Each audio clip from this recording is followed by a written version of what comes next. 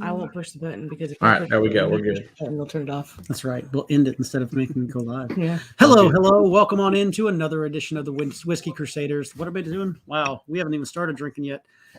Whew. Let me try that again. Welcome on into another Monday live with the Whiskey Crusaders. I'm Jared. What? Huh? No, I'm Will. I'm Sarah. And I'm Matt. We're joined today by Davin with Real Spirits. Davin, we're going to get to you in just a couple seconds. But first, Matt, who do we already have in the chat with us? Who are we saying hi to? Oh, we got some weird commercial for Cabinets to Go. We got that going for us. That's a new one. I haven't seen Cabinets to Go before. Mine's All StreamYard. right. So far, yeah, we're going a little bit earlier than usual, guys, tonight. But I want to get sure to get Davin in here. We're going on time. Yeah, well, that's true too. For a change. For a change. Since he's got a giant distillation run due tomorrow. So we got multicast, we got Christmas on Crestline. We got Carrie Bross in here. We got Mike Franklin. Let's see here. Oh, we got Whiskey Samurai. If you check out Whiskey Samurai channel, please check out his channel as well. We got Wesley Zeller. We got our buddy Donald Rance. And all right, so let's get going here. Welcome, Davin, to the show. It's awesome. All these great real spirits out of Blanco, Texas. You guys, I know this is probably a newer product for a lot of people if you are not from Texas, but they've been around for a while. And I'll let Davin take it away and tell us a little bit about us. And we're going to start with this beer there, which is the base of this whiskey, the Devil's Backbones. I'm going to start with, and then we're going to jump into some whiskey. So, Davin, take it away and tell us a little history and what we're drinking here. That doesn't work. Yeah, so the beer is a great start. I work at Real Spirits Distilling Company, which is a sister company to Real Ale Brewing Company. Real Ale has been around for 25 years here in Texas. And what I'm doing is I'm taking their beer styles, turning them into spirits, into whiskey, gin, and other oddities. But all whiskey starting off as beer, it just made sense for a brewery to start making whiskey. If you're making a great beer, you're going to get out a great whiskey. And so there is one caveat to that. The beer that the brewers are making for me has no hops.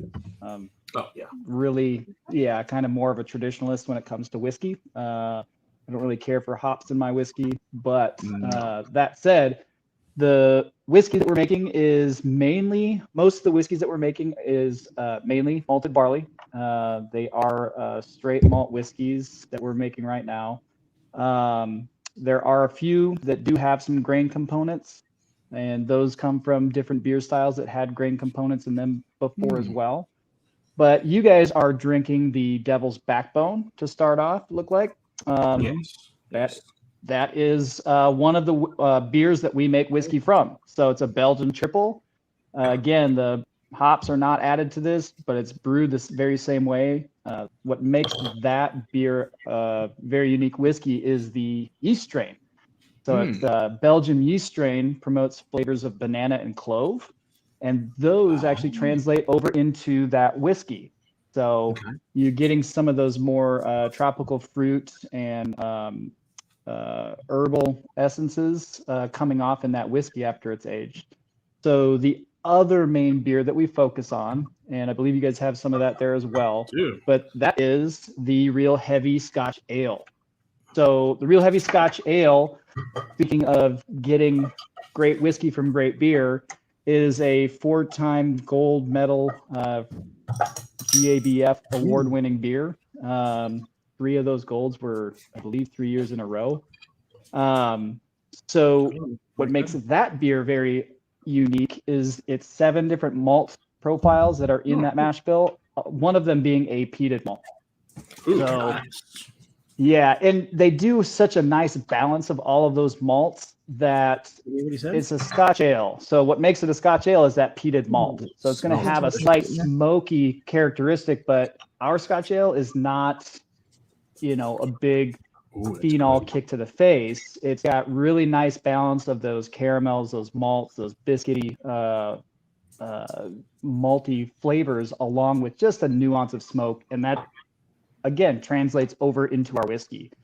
Look at the color difference in those. Beautiful. Yeah. So the 2-row malted barley, is the that golden color is that Belgian-style beer. That's 100% 2-row malted barley.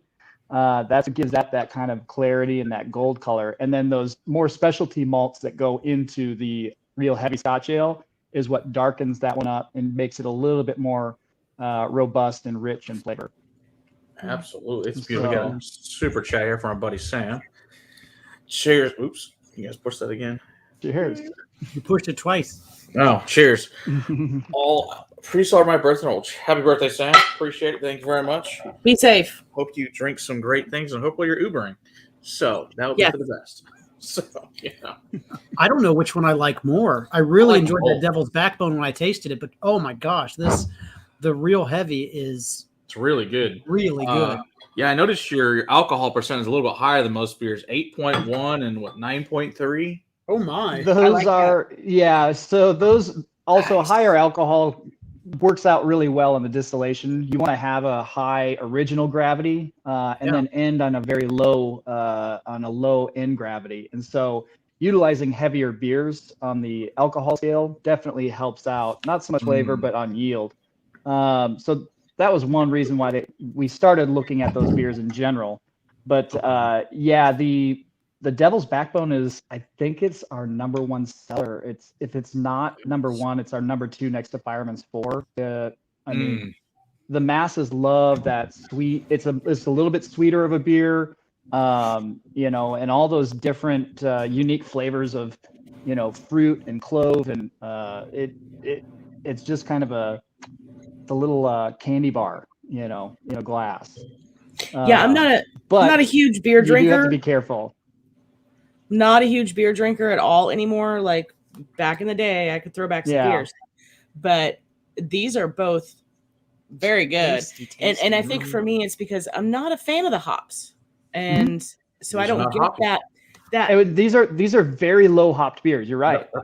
These are extremely low hopped beers. That's right. They're less bitter. They're going to be the Devil's Backbone has more of those sweeter characteristics, whereas the Real Heavy Scotch Ale has more of those nuanced sweetness. It's not actually sweet like the Devil's Backbone, but you're getting those caramels, those chocolate notes without being a sweet a big sweet tooth on you.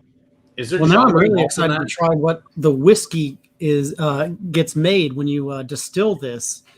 Yeah. What kind of still are you guys running?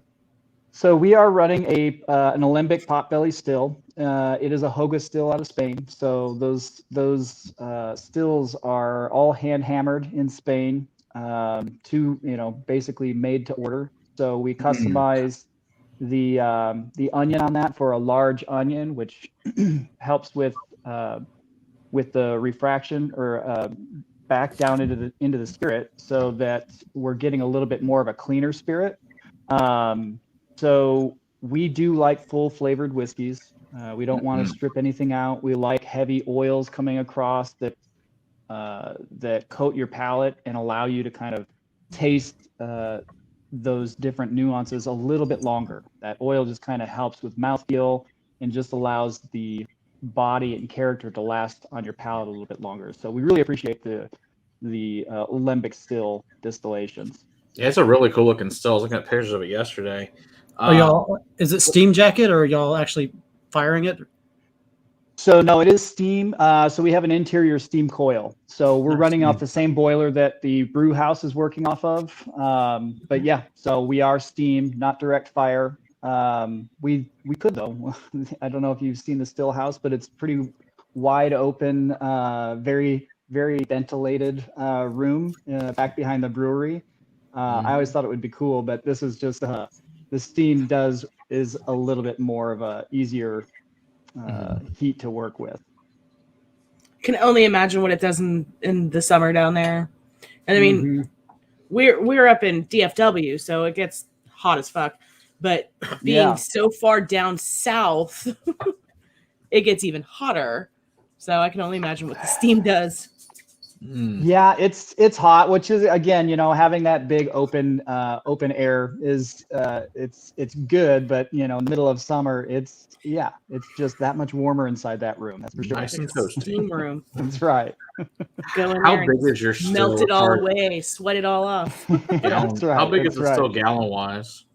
Gallonage, it's 250 gallons. Okay. So 1,500 liters still. Yep. Nice. So we just have one still, so it's not we're not running two stills at the same time, a wash still and a finishing still. We are running all of our wash runs through the same still that we're running our final runs. And what we're doing is basically running several wash runs throughout the week. At the end of the week, we're doing a deep clean on the still, and we'll run our final phase through that.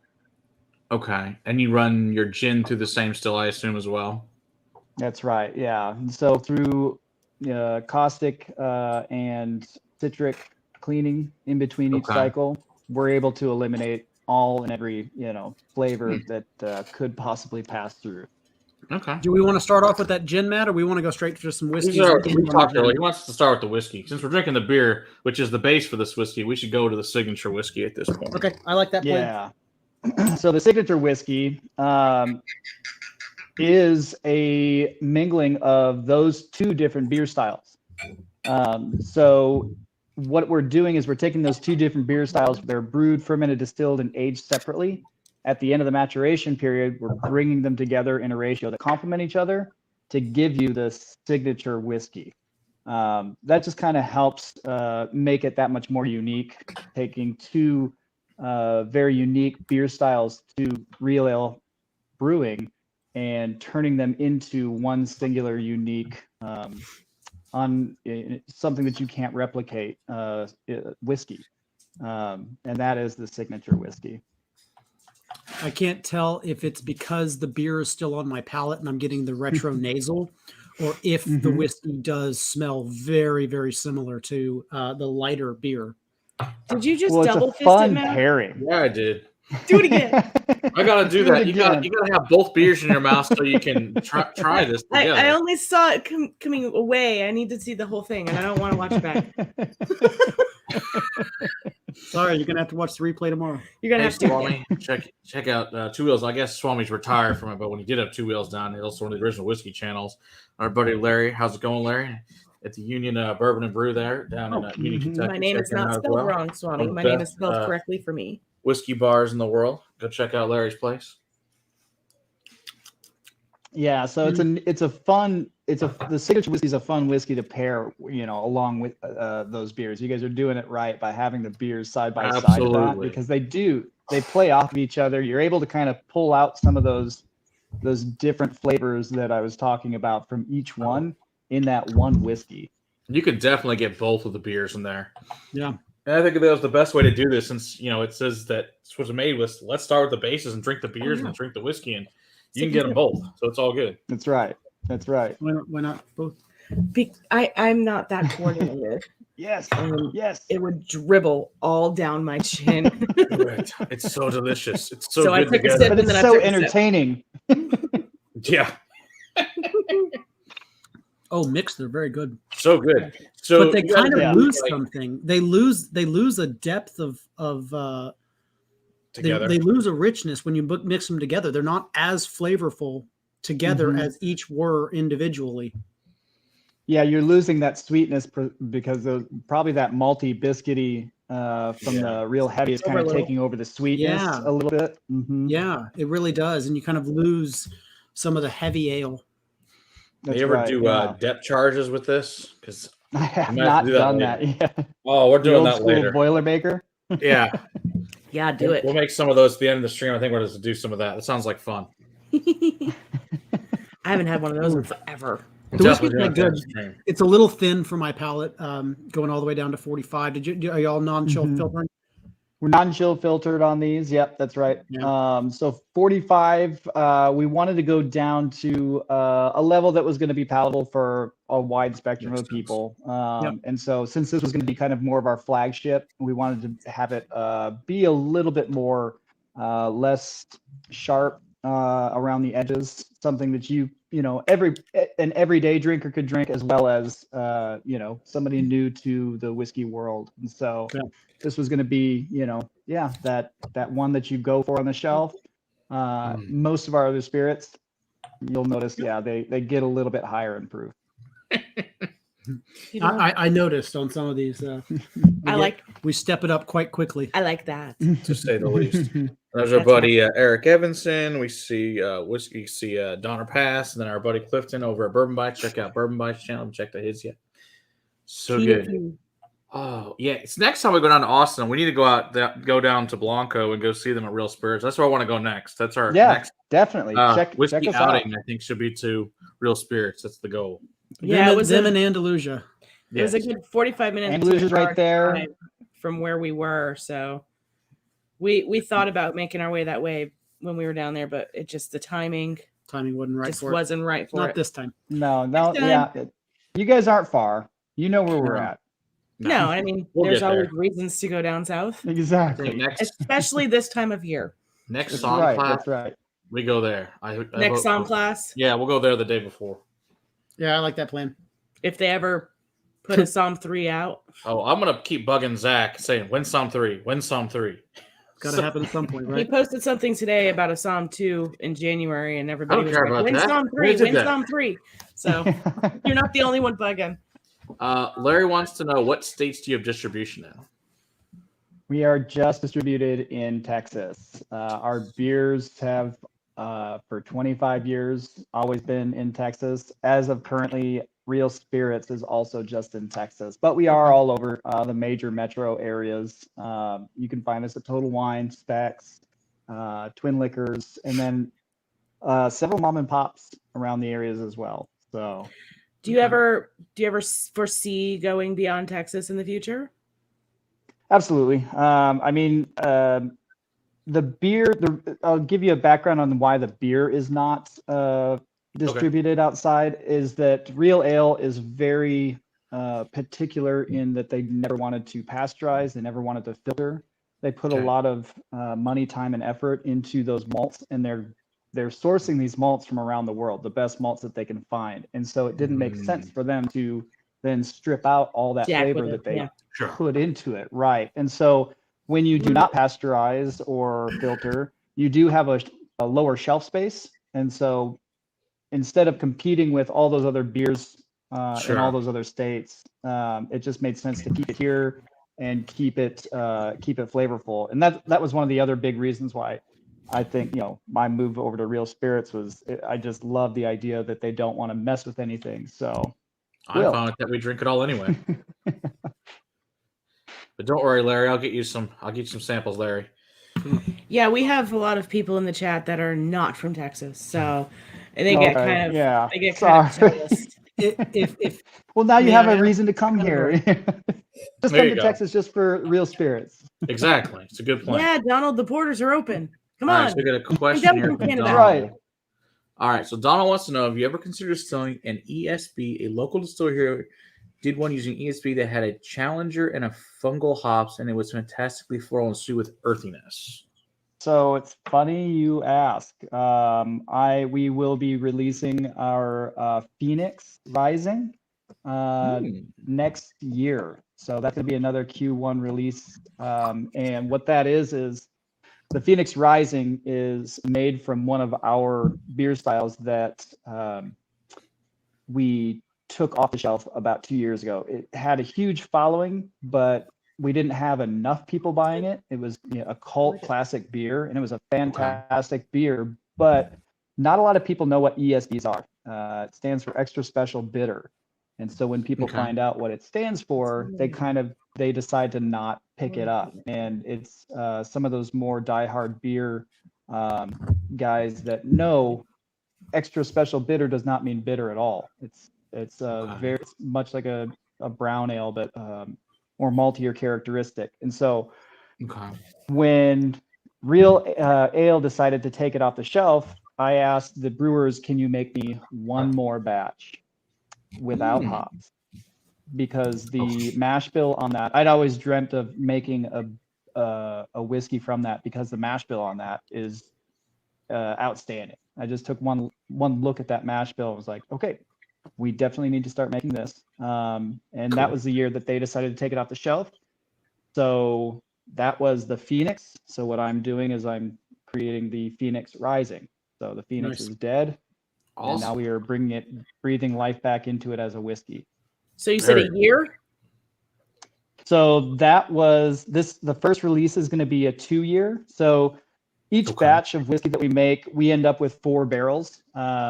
So the brewers have to make a minimum of 100 barrels of beer. That's 31 gallons in beer barrels. Okay. That then equates to, after distillation, 4 barrels of whiskey for me. And so what I'm doing is, because it's such a special beer, we're releasing the first single barrel at 2 years. Next year, we'll release the next barrel at 3 years. The next one will be 4 years. And then the last one will be a 5-year whiskey. Cool. From there on, I am going to continue to do the Phoenix Rising. So when we reach that 5th year, that will then fledgling all other of our Phoenix as 5 years. That'll be our 5-year whiskey. Awesome. So I'm assuming that this tastes pretty darn good as of right now, since you're thinking that you're going to be releasing it at 2 year. Yeah. Yes. There you go, Donald. So, you have that amount of time to get your ass down from Canada. If you spend all this time with trying to make sure that the beer is just this perfect thing, and that's why you can't ship it out, right? Mm-hmm. And I respect the heck out of that. Why do you bring it down to 45 and run it through a chill filter? Oh, that's the signature whiskey. Yeah. No, we don't run it through we do not chill filter. Oh, okay. You misunderstood. I think. Oh, sorry. Yeah. Then listen to me. No chill filter. Running it through a chill. He doesn't want to do the damn chill filter. No one wants that. Okay. No chill filter. No. It's 90. It's 92. No chill filter, and but it does drink like it's chill filtered. It does. It's a very smooth whiskey at 92. But no, I am very, very far and away against chill filter. Matt wrote. It looked like Matt wrote down 45%, not 46%. So that's on me too. Okay, so yeah, 45 on the signature, then 46. We do have some single barrels out there that are at 46. But yeah, from there on, we kind of get a little bit higher. We did just release another single barrel just recently at 46. And that was just, we based that on tasting trials with our in-house panel of tasters. And it just, it tasted better at 92. And it was a hard one. It was very funny because we had several different tastings, and everybody was unanimous on a blind taste test that they liked, and they didn't know what they were drinking, but it was at cask strength or at 92. So we did the tasting again, and 92 ended up winning, but cask strength was the near second, and then everything in between was a no. Interesting. It was a very interesting tasting panel. We hadn't had something like that before, but it was pretty much unanimous on both of those tastings. We already had some of Daddy's bacon. Get away from mine. So what size barrels are you guys using? We're using 53-gallon barrels. 53. And what just cooperage and what char levels? Yeah, so we are currently with Independent Stave, and we are at a char 3 on our barrels. Okay. Do you guys toast the heads or anything like that? Just leave them? Heads are toasted, and we do have heavy toast on our barrels as well. So it's heavy toast, char 3, pulls out a little bit more of that spicy characteristic, leans out some of the greener flavors and things like that with that heavy toast. Always a plus. And then how long? Obviously using air dry. So how long is your air dry on your barrels usually about? Yeah, it's a minimum of 3 years. Dang, we are really good barrels. We are doing that, by the way. Yeah, no, we are definitely spending the extra money on those reserve barrels, but it does make a big difference. Huge. I've been doing it for quite a long time, and in that period of distilling, in which we are still in our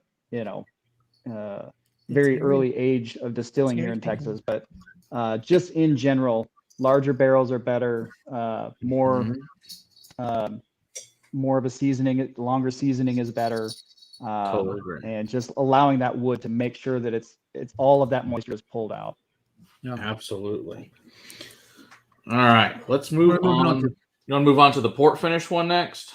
Or you want to do the rye grain? Either one. They're both 50%, so either one works. Let's do the port finish, All right. and then we can move over to the Distillers Edition. All right. So the port finish whiskey is actually it's a little different. First off, we did this in conjunction with Total Wine and the Texas Whiskey Trail, and so we invited both of those groups out to help us with the blend. And basically, what it was a blending class that I kind of taught and allowed the groups to create their own blends. We broke the groups up into 5 different teams, and each team had all of the components that make up this whiskey, and were then charged to make a whiskey that they all agreed on. We all did a blind tasting of those whiskeys, and we ended up with a final whiskey. It ended up, truth be told, it ended up being the one that I made earlier out of those teams. But it was neat for everybody to understand what and why. I went ahead and explained why these different flavors work so well together. Even though you may like this flavor, you can easily overdo it. And if you overdo it, it's going to create just an imbalance.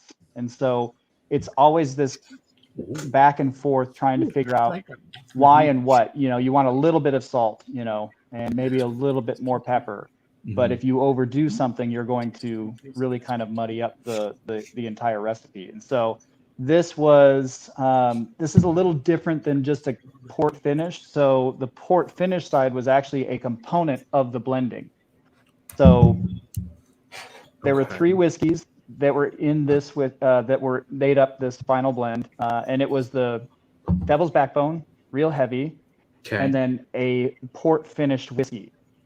That was just a blending component. So the entire blend wasn't finished. It was just a component that made up that port finish in that particular blend. The reason we did it that way, again, during the class, it was neat to just kind of show people we want a little bit more control over how much port wine or how much port whiskey was actually going to go in there. And truth be told, there was only about 1%. Oh, okay. So small amount. Okay. Very cool. Yeah, it's there and it's really nice. And after both beers, it's also really, really good after both beers too. Yeah, the Devil's Backbone sweetness kind of amps up the sweeter flavors of the port wine for sure. It's definitely nice, sweet. It's a really good whiskey though. Oh, see, I like this one because it's darker. You say sweet. I'm actually picking up more of a darkness. I'm getting more of a forest floor, what I would consider like a light peat note in there. Yeah. It does. It pulls out some more of that mushroom funkiness that I just love. I got toasted coconut and like graham crackers. Yeah, I get that too. But I get the berries, the deep dark berries from the port. That stone fruit and currants. Yeah. And almost plum. Yeah. It's really tasty. Raisin. Yeah. And it's easy to just overdo it, with that port wine. And that's why, that 1%, it's, just a little bit more can way overdo it. Yeah, we can think of one whiskey offhand that overdoes it with port, but we won't talk about them. This one is really good with the port. Yeah, I like this a lot. Thank you. I get the richness that you're talking about too. Clifton, what? Who makes a pickle flavored whiskey? I don't know the pickle flavored whiskey. That's out there. I've seen it. My mom sent me a picture of it one time, and I said, "Ew, fuck no." I don't need that in my life. Don't send that for Christmas. Yeah, that's I don't want to find that in the tree. Yeah, it's the Fireball Screwball guy. He gets the pickle whiskey. That's what he gets. Ooh, that does not sound good at all. Oh my. Thanks, Weasley. It's not Weasley's your daddy gonna out. nudge It's all the good. camera. Important. Yeah. Not important at all. All right. You want to move on to the Distillers Edition then?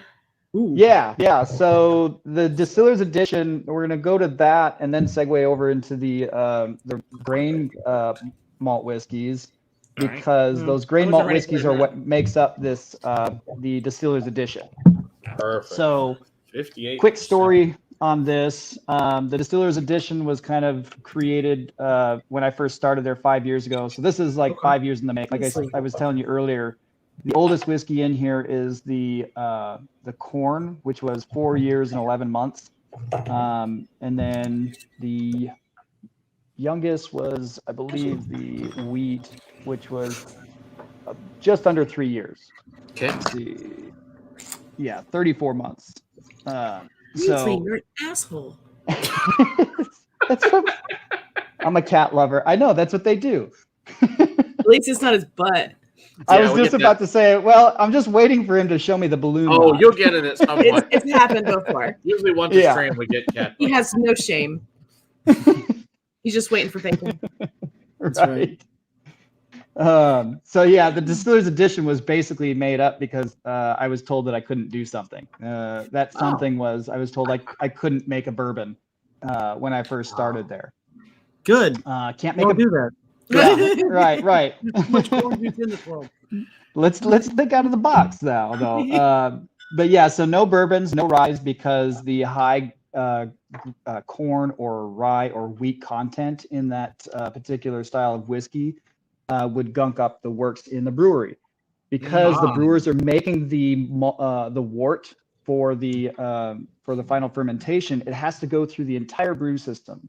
That means that it has to go through a lauter tun, which is very typical in malt whiskey in Scotch in Scotland.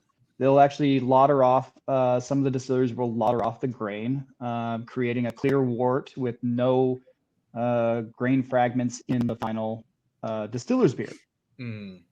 But you cannot put too much corn or rye or wheat in there, because it turns into a porridge that will not sift through that fine mesh, and it's a huge mess for the brewers to clean up, and they were saying no, which I totally understand. And so I asked them, what is the threshold that we can put into the into the brew? Because I know you guys use grain other than malted barley, and it turned out that it was 15%. So I had them make me 3 different whiskeys, one with 15% corn, one with 15% wheat, one with 15% rye. Okay. Those 3 different whiskey styles were brewed, fermented, distilled, aged separately. Then I brought them together in a ratio that complemented each other and created what I consider a reverse bourbon or deconstructed bourbon. Okay. All the components that make up a bourbon whiskey just reversed. So typically bourbons have 5% malted barley in there. This is going to be closer, after the mingling, it's going to be closer to probably 65% malted barley. Then it's going to be corn, which is well underneath 51%, probably sitting at around 20. And then it's actually wheat. That's sitting around 15% at the end of the blend. And then finally rye, which is about 5% of the final blend. Interesting. And this is a really interesting take on a 4-grain. It definitely doesn't taste like a 4-grain bourbon. It's all of those. Yeah, that low corn. It's there, but it's not overly sweetened by the corn. But you definitely have that sweet characteristic there. Mm-hmm. It reminds me more of like a really good blended Scotch, a nice compass box, right? Like just something that has some characters in it still, but definitely some other grain impact. Yeah, totally get it. I get a little bit of the sweet from the wheat. It's got an effervescence on it, like it's got that champagne feel, or even in this case the beer feel, where it tingles across your mouth a little bit. Ooh. I like that. I really like it after the beer. That's hard to achieve. There's not a lot of whiskeys that actually achieve that feeling of bubbliness across the palate. Right. And it's almost always a Scotch. Mm-hmm. It's almost always a malt. Interesting. Yeah. originally you would think too that there would be more rye in this. If you're following suit, it's going to be corn, rye, wheat. We played around with, a few different styles, and it just ended up being, I knew that the corn was definitely higher up than the other two grains. But then when we started to add that wheat, which you'll find out as we taste that, that really did do its job and just subtly smoothed out those rye characteristics, toned down the sweetness of the corn, but still allowed it to kind of shine through. Okay. It's delicious. I really like it. And 58%, it's also should be all to your satisfaction, Sarah, of proof-wise. We're getting there. We're getting there. We're getting there. It's quite delicious. I like them high proofs. Yes, you do. Yeah, so this was next week. This was set out at Cask Strength, to allow you guys, the consumers, to try this at Cask Strength for one, but also play with it however you want. I actually love drinking this. I'm drinking it, large format ice cubes, because I like to have the change. I like to taste the change and see what this whiskey can be. And if I just give it to you at 100 proof, you will never know the beauty and majesty of it at 112, or, as it starts to simmer down to 99, and then that final sip at, right before it hits 92 is, so you just get this nice layering effect while you're drinking that spirit. And if you find that you like it down to, that closer to 112, drink it a little faster. Problem solved. Simple as that. Yeah, it's a good plan. That's the benefit of a high proof whiskey, is you can tinker it down to Add what you water. want. Yeah, that's right. I don't tinker mine down. I like them high. I think that's a fascinating plan, though. That might make a fun video. Taking this and then icing it down and seeing where it goes over time. So when you put this on ice, what time period do you usually drink this over that it changes? Like I said, I use large format ice cubes. So I mean, it's still really high. By the time I'm done drinking it, it's still very high. Okay. Yeah. But I do like them high by themselves as well. But on warm summer night, it's just the large ice cube and just bring it down. Totally understand. So it never gets hot there. Yeah, I don't do that. I just don't go outside and stay in my air-conditioned house and drink my high proof whiskey. That's also a great way to do it. I was wondering, how do you Texans drink such high proof whiskey? Stay inside with all of the curtains closed, and you have to make sure they're blackout curtains. And if you don't have those, then you go old school and you hang blankets over your windows. There you go. And don't even look at the sun, because then you start sweating. So yeah, there's a way. Just do it in college with cardboard. Cardboard worked perfect because we were too poor for blind. Tinfoil. Yep, exactly. Reflected back. Blind somebody as they drive by. That's right. Man. All righty. I think this has been my favorite so far. You want to try the components now? Yeah, so the components that make it up. So we did a bottling of all three of those components individually. They will be sold. When are we going to release those? Those are going to be released on the 27th of November. Oh, perfect. So all three of those components will be released on the 27th of November in 750 milliliter bottles. I know you guys have, Matt, you received the 375 milliliter bottles. Correct. So I feel like we can talk about that too, but the 750s are going to be available. They're going to be, each one of those is a single barrel. So we got about 200 bottles of those 750s. So we'll have plenty of those for people who, want to play around and blend their own. Will that be distillery only, or will that go to the market? Those are distillery only. Distillery only. Yeah.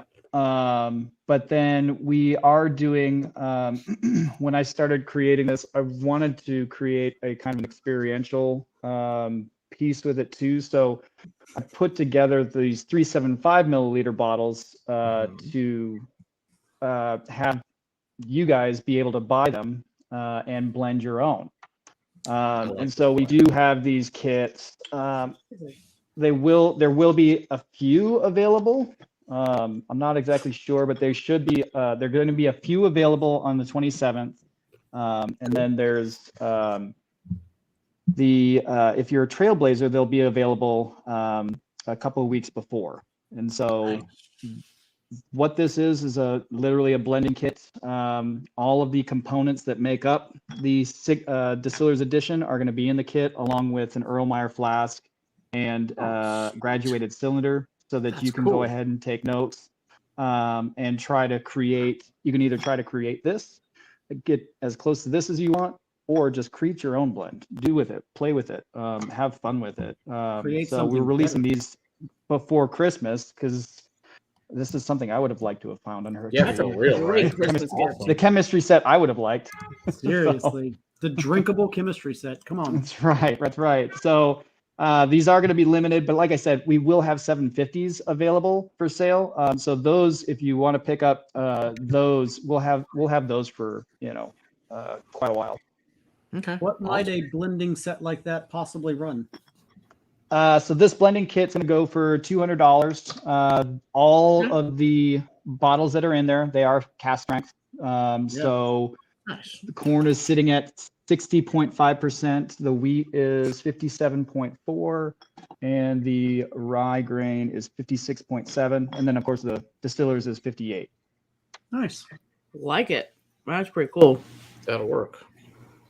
Hey there, Mr. Weddle. Welcome in. Mm-hmm. What's his question? He says, I wish they could distribute to Kentucky. Oh, because I need that in my life. Heard that. We're working on it. Just another reason to come down to Texas, Mitch. Come on. That's right. That's right. What size are the bottles in the blending set? It's 4 bottles in the blending set. What size? Oh, what size? They're 375s. Okay. There you go, Cliffy. Perfect. So should we start with the rye, the wheat, or the corn? Shoot. Let's go to the corn. All right. Yeah, let's go with the corn. And then we can talk about the rye. Beautiful. So this is still, there we go. Corn. Okay, a straight malt whiskey. 121 proof. And y'all are not calling this a single malt because y'all are using other grains other than malt. I like the fact that y'all are sticking with the Scottish tradition there. It's a grain malt whiskey. Yeah. Mm-hmm. Yeah. I'm gonna drink some more beer. I know. Putting in the spreadsheet was fun. I'm like, it's a straight malt whiskey made with malted barley and corn. It took up a huge part in the spreadsheet, but it's all good. It's accurate. And that's what matters to me. It was accurate. Matt, I'm pouring the corn. Is that correct? Correct. That's what he said. 37 months old corn. You're having problems with your ears tonight. I am. Yeah, apparently they're broken. I mean, I shouldn't say tonight. It's typical around this house. What all that happens with all this great Texas whiskey, it gets very expensive for out of towners. Thankfully, we're lucky enough to know people and to get to travel around the state and pick up awesome stuff from distilleries. Right. Texas is dangerous. We've got so many good ones around. So many good distilleries. It's so expensive. We're just getting better, I feel Yeah. like we're all still in our, we're all still in the infancy of in the right? distilling industry in general, and the longer that we do it and the more, input that we get and the more fans like you guys, we really appreciate it because without you, we couldn't get better. Imagine 10 years from now. What keeps coming from Texas distilleries. Seriously. All of them. Well, most of them. All of them, really. All of them. Because they're making improvements. Even the ones that started off on the wrong True. It's true. We've had conversations with most of them, and this is what you're doing wrong. They know where they need to make changes if they want to make changes. So whether they choose to follow advice that was given, Yeah, some of them are doing a really good job. Maybe they're not doing great with whiskey, but they're doing really good vodkas or gins or rum or whatever. But eventually they get around in the whiskey and getting a lot better on start. So But focus a Yeah. little bit more Like this time was down the whiskey amazing. trail. They need to focus a little That's bit more right. money on buying barrels that were yard aged Well, for that's a true lot too. longer. Not killing dry. Like I it's so hard to Bleh. get that into people's heads that 18 months is just not long enough, and that Mm-mm. they made very bad decisions early on, but they can change it now if they want to. But it's just and some of the practices that are over in more northern states don't work here. But that doesn't mean True. that you can't get those ages. You just Right. need to look more closely at those barrels, Right. make adjustments, make the moves that you need to make in order to, and just don't let things sit without tasting them. It's just like Exactly. cooking. You don't cook and not taste it before you actually want to serve it. You got to Mhm. just Right. check it every now and again, see where it's at. Don't just trust that you don't need to, that Mother Nature is going to do it for you. You Just you stick need in the to go barrel and ahead leave it. And that's not how With it that, works. and don't go nose No. blind to your own stuff. That's Right. the problem we find too with distillers. Right. And you That's listen to right. guys like you who have done it with the correct things and go, hey, here's how successful distillers do it. Why don't you do this too? And you can also be successful. Just a suggestion. It's just a suggestion. Clippy said Matt turned him into a Texas whiskey fan. That's a good thing and a bad thing because you live in I know. California. I don't think we've had anybody we haven't sent Texas that hasn't fallen in love with Texas whiskey. If And you I know take them everybody down I've the sent right you path, guys maybe. port finishes really liked your port finish one a lot that I've sent that out to. I have Oh, one thank you, family thank member you. that only likes to select ones that he's tried. So we're gonna make a fan out of him eventually. he's Try. a partial fan. It is. He- Oh, he's- he likes the distillers or the port finish select. No, I'm just talking. Matt says there isn't anybody that we've sent Texas whiskey to that isn't a fan. My father is very picky. I didn't send it to him. That's your problem. That's right. I brought samples that you sent to us to him. That's true. So by default, Yeah. Yeah. Well, I have tried. tried him on every single Texas whiskey that we have had, and only. Well, a hey, couple now here you and have there. new ones. I'll send you new ones. You can send to your dad these Yes. ones. He likes these. I Go with that plan. He won't The like these. distillers edition is a crowd pleaser. He doesn't like He's malt. not a fan of malt. That's part of Oh, the He gets problem. okay. Band-Aid That's gonna on make it all hard malt. then. Yeah, that But makes this sense. is where that corn, rye, wheat, it's still Yeah. in there. Maybe try this and, one. Oh, I'll um, try it on him. We brought some stuff over on Saturday, and we flat out told him, "You're not going to like this, but you're going to drink it." What'd you make him And- try? He liked one a little bit more than the other. The other, he completely like the face, He had a the visceral reaction to it. jumped automatically. But he was a fan of the other, and it was a Texas whiskey. I So like good. this one. This smells it's really nice. it's progress. That's right. Right. You're Baby getting there. steps. He's a huge Kentucky whiskey fan, so Yeah, Kentucky they're hard to bourbon. break. Kentucky bourbon. But we eventually break many of them, and it's beautiful. And And you're down in those beers, lady. they're good. And he likes expensive Irish, so Oh yeah, who doesn't? But not Yeah, most. exactly. Yeah, Good it's job. weird. but not most. Like he doesn't like Yeah. regular green spot, but he likes the Chateau Montelena, and Because he it's doesn't like amazing. this, but he likes this other $300 bottle that I tried him on. I'm like, Of course. seriously, Dad? He has expensive taste. What can you do? He does. And now you know where I get it. Oh, this Yeah, smells Donald, I amazing. wish you could get a Texas whiskey in Canada too. Yeah, not for 180 a bottle though. That's way too high. What's funny is you probably sold some beer tonight too, because I'm gonna have to pick up some of that real heavy. Told you this beer was Yeah, good. I mean, we don't drink a whole lot of beer in the house, but I'll have one of those every now and then when I'm feeling Well, something different. Yeah, Brad's their local rep up here. So when he came over with Logan, he brought all of their major beers, and so I drank there. I tried them all; they were all really good. So I had to go back out and get these because they were all gone for the show. I was like, gotta buy these. So Brad was actually tracking down stores last night for me that had these, so I could get them for the show tonight. So I got, I guess, Yeah, the they're- Connoisseur and some other one. I can't remember what it was. That some other than that Scotch heavy pack that I'm interested to try after the show. That'll be fun. yeah. The real heavy was. I think that was my first Texas beer that I had, and it was Nice. forced upon me Forced. at an Alamo Draft House when we That's funny. first moved here. And I was like, no, I really I'm pretty sure I don't want a Scotch ale. No, you want the Scotch ale. You gotta try this Scotch ale. I know what Scotch ale is. I don't want it. And he's like, you gotta try it. So, all right, you twisted my liver. Give me the Scotch ale. So, tried it, and damned if I didn't order another one. I was like, holy crap. It's a And then really come good to, beer. and then 2 years later, I'm now making whiskey from that very That's first pretty Texas funny. beer that I had. That's Yeah. amazing. It's hilarious. So, All right. So what'd you guys think of you guys drinking that corn? The corn's really good. It's my least favorite of what we've had so far. because Okay. of corn. But I'm not a corn guy. I'm just not. a Okay, fan of yeah. Sweetness. I like harsher, bitter. So, which beer is this one based off the base of? It wouldn't be. Would it be? This was actually a specialized beer. The brewer at that was working there at the time, the head brewer Schmitty, I told him about this idea when I started working there, and they do specialty beers for their anniversaries.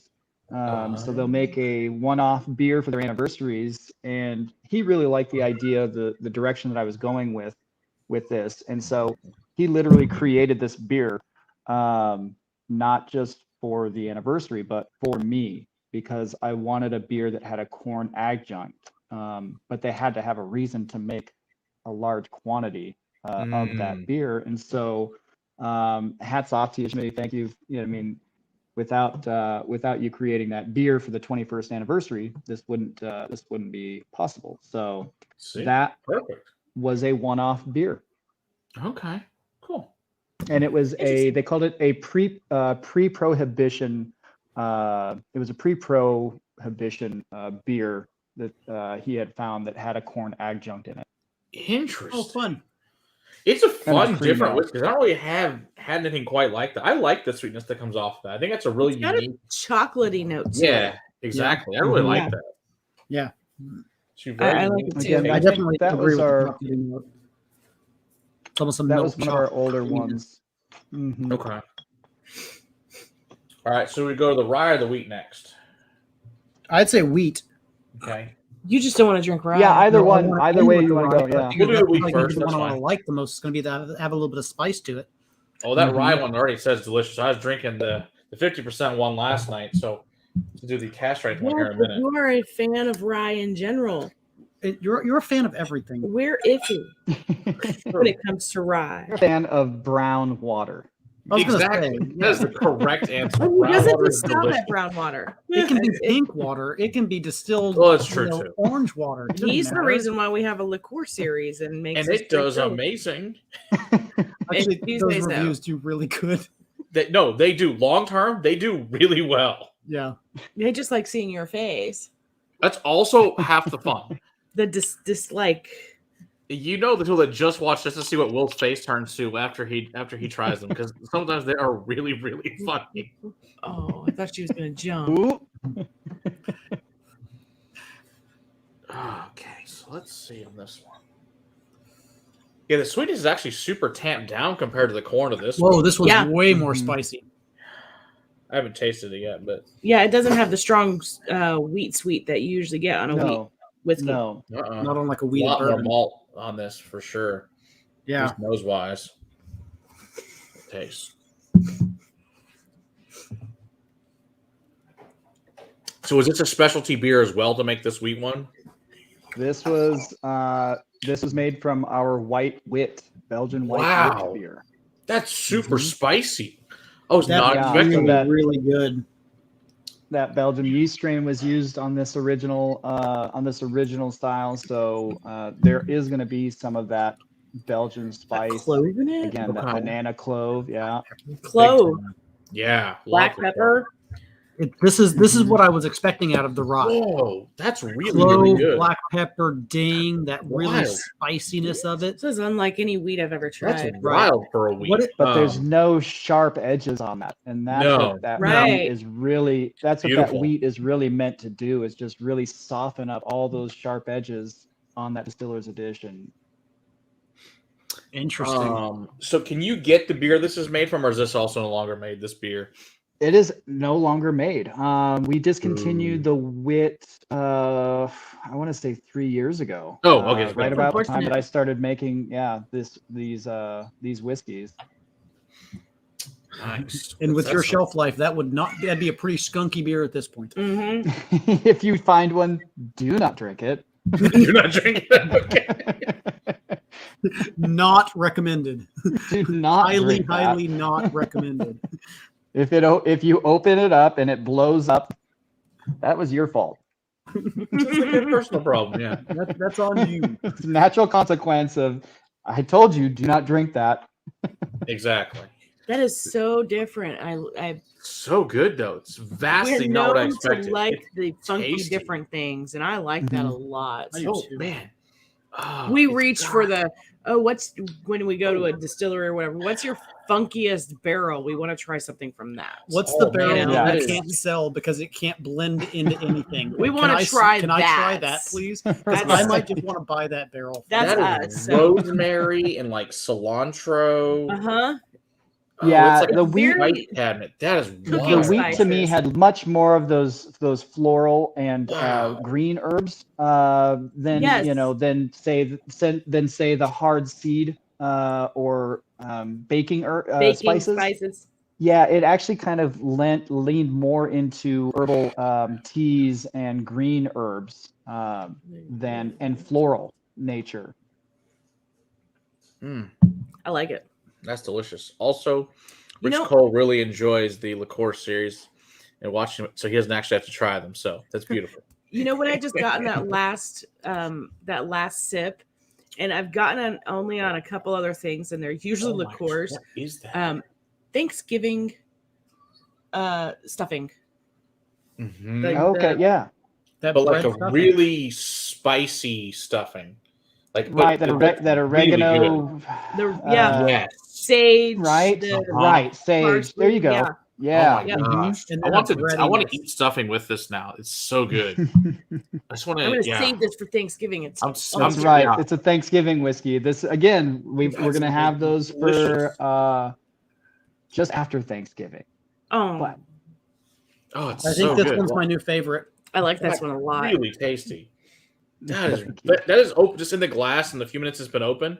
That has gotten crazy how much that's changed. well, and that's And it's creamier. also the neat thing about these heavily, these oily whiskeys that we're producing is it's something fun that I like to do is to go back to the glass after it's empty. If I'm Oh, tasting yeah, different for sure. things, going back to that glass because everything just opens up and those flavors that you were trying to pinpoint are just also apparent when there's nothing in the glass and it's just oxidized for a few minutes. Yeah, now I'm getting like saffron and coriander coming out of this thing. It just Mhm. keeps changing. This is insane. Yeah. What an awesome whiskey. Ooh, oh man. Yeah, I like that a lot. Fantastic. Yeah, That yeah. might be one of my favorite weeded whiskeys I've ever had. So, Oh, thank can I you. ask? That's super awesome for real. Can I ask what these usually run for? So this is going to be these are our first releases. And since they're cask strength, I believe the 750s are going to go for 75 a bottle. It's not bad. Same as the Distillers Edition. And they Well, I are need to keep an eye I'm out. sorry, For this. they are distiller release only. Okay. The Distillers gonna have to Edition, go down. I have high hopes to get that out Okay. to the masses, to you guys out in Dallas, San Antonio, Houston. Okay, but we can That buy them. You guys should will hold them hopefully at the get out distillery. soon. If people buy them online, you guys will hold them at the distillery. People pick them up or whatever. Yeah, yeah. mhm. Cool. See, so guys, if you're coming back through TFW or not down through Austin or wherever to Blanco, you can buy them online and pick them up when you come back through Texas. Do you have a Yeah, time the limit on online- that? Yeah, the online store is open, same as our business hours. So the online store is Thursday through Saturday. Okay. But you can go ahead; they'll hold them for you if you order them online. Okay. Cool. Do you have a time frame for how long you'll hold it for? We don't, but I just it's, know, we've got some people from other states in here, or even sure. Canada beyond. It's a that- good question, right? Because they want to they want to hold them for, we're not going to be down there for a month, but I want to make sure I get this single barrel before it's gone. If it Or sells a out in year. 2 months. Yeah, Right. it might be like a year. Some of them might be a year before they come back to the next, Mooch Fest. Right. That's true too. Bastard's Which Ball. we're just, Bastard's Ball. It's Mooch Fest. It's Bastard's Ball. It's Mooch Fest. It depends, right? Hashtag Som. Oh, Hashtag right. Team Song. That's funny. Team Som. we don't have a time limit quite yet, but if you go ahead and reach out to me. I'm a one-man team. I'm easygoing. If you reach out to me, I have no problem talking to our team. That's what the beautiful thing about interacting with you guys, you super fans, and I love it. So go ahead and reach out to me, and I'll see what I can do about holding it. If you want to wait till the next Because it might be like Bastard's 6 Ball, months. Mooch Fest. Yeah. Bastard Ball. Team Som. Come on, you're a fucking Som. Team Som. Mooch Fest. I want to move on to the rye. Let's do the rye. Yeah. I'm really mooching right now because it's all you can do. Okay, I got 2 of them that say rye on it here, Matt. Okay, so one's the 50% Yeah. rye, and one's the cask strength rye. Which one So do you the want me to cask pour strength first? is the single barrel, and the 50% is the batch 1. which Here, was I'm gonna released grab a about 2 second. years ago. Pour them side by side, then we can talk about. I was gonna say, that's a great idea. Is do a side by side. Done. I actually haven't. I don't even believe I've done that yet. Let's do that. I like that one even better. You gonna get other Glens, or are you just gonna? Nope. Or you're making We're share We're gonna with share. you? Gonna make you share. Jeez. I'll pour a little extra so you can share properly. I'll pour you guys more. Ooh, whiskey. So, look at this. All right, so let's see. Regular cast strength. Regular cask strength. Regular cast Oh, strength. Why wouldn't you put the cask strength next to me? Watchman, that's very cool. Yes, those are great whiskeys. Those Laird of Fintries out of Canada. Regular. We will check out this Jen and Rachel or whiskey. Okay, we'll check them out. Very cool. Yeah, that's a fun whiskey out of Canada. That's an allocation. I actually just got another couple of them from our buddy Jared. I had ordered them. He won the lottery, so I was able to order them, I guess, a year or so ago. I finally got them from at the ball. So now we have the newer ones of those. And their bourbon mash bill one that's out of Laird of Fintry as well. So we will review those at some point in time and see what you guys think of those as well. All right, so I got the Nice. cask strength is 56.7, Here, let me get. and then the regular one is 50%. You want to hold up that bottle? Correct. There's a question in the chat: is the wheat still available? The wheat is still available. It hasn't actually been released. The 27th of November will Yeah, be so you have time general to public order release. it Yep. in 3 Yep. weeks. So what we just tried, my favorite so far, has not been released yet. Correct. Oh, Correct. yay! Yeah, so you can still order it. Unless you're Yeah, talking about the Distillers Edition, but yes, yeah. No, the one we just drank last. The wheat- was my favorite the so wheat. far. Yeah. So here's, by the Oh, way, wow, here's that's the way rye different. one, guys. Oh, So you can let see me it. make it bigger. Yeah, so that's the 50%, and this is the cask strength. Wow, that's a way different. What is nose. the mash Yeah. bill for that? 15% malted barley. Malted rye, and 85% malted barley. Okay. Okay. We have a question from Donald. He says, would you guys do an Irish-style stout made with heavily roasted Maris Otter barley, then make whiskey? The local brewer distiller is releasing a whiskey made from this over Christmas. Yeah, we don't have. We did use Maris Otter when I was working at High West, but I don't believe that we have a beer with Maris Otter over at Real Ale as of quite yet. These are Okay. But very Irish style different. whiskeys are definitely on my docket of things to do, because Awesome. that is what we do, is malt whiskeys, and so it would be an easy one for us to do. I'm in the process of creating a mash bill right now, and a full process, but Sweet. Nothing. it's going to be a little bit more complicated. mint Um, and gum. so that we'll let you guys First know mix. as that starts to evolve. Okay, that sounds awesome. Glad to have it. Wow, that is a Holy nice, crap! These two are super not the same spicy whiskey. rye on that. 2 different whiskeys. These are not the same whiskey, are they? Whew. They're the same mash bill. Cask Strength. One is not. It's not just cask strength, but it's a single barrel. When I do single barrel selections, the single barrel selections are for a specific reason. Before I do a mingling, a large mingling, I designate what I think are Should be honey single barrel. barrels. Is it the same mash bill though? Same mash bill. Yeah. That's wild. Same, Yeah. same, That tells you same that- barrels. that- Same barrels, same Yeah. same age, same aging process. Well, those don't taste like the I same will whiskey at all. I will also say, okay, so 27 months and then add 10 months. Oh, to okay. the single. So it's Okay. older, yeah. So So this is there you quite a go. bit So almost older. an extra year. Now That's the 27 probably- months on this mingling, though, that again is the youngest. Okay. That is the youngest that is in this. The oldest that is in this does reach that 37. Okay. I believe the oldest in here was closer to 4 years. It was, I believe it was 3 years, 10 months in Okay. this mingling. And then this single barrel was exactly 34 months. Thank you. Wow. That's the spiciest malt rye within it. Wow. Those are both amazing. And only 15%. You know, That's just insane. That's only 15%. that small amount of rye, it still has a big Holy rye crap. grass boost to it. Yeah. Wow. I will say That's really good. I like them both. I like them both individually for what they are. Mhm. Because again, this is not a typical rye. It doesn't have the characteristics that we don't like in a typical rye, which is pickle, dill. Yeah, no, Um, you're absolutely right. That's not there. It's minty peppermint. It's minty. Yep. But the on just the regular blended, so it kind of just dies off a little bit too early for The me. finish. The finish Oh. just is kind of gone. You know, it's got a Um, stage to it that's really nice. But the single barrel that just Finish goes on. goes and on and and on. And I don't know. I don't know if maybe we're just being a little harsh on the Well, on it because of how long it's- that single barrel goes. or how much we That is had how- over the night.